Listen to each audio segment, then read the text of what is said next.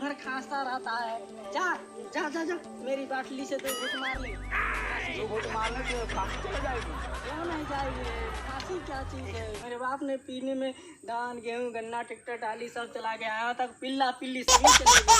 तेरी फांसी क्या चीज है? नहीं जाएगी। चले जाएगी। हाँ चले जाएगी। जा जा रे, चले। पार्टनर 2020 का कटावा गाना सुनाओ ना। 2020 से कटावा गाना सुनबे? हाँ। ले है सुन। हो मैं बारिश का मौसम हूँ। हाँ ये बुढ़ता तोरा चलता है बाढ़ आ गई, हमार पूरा धान गल गई।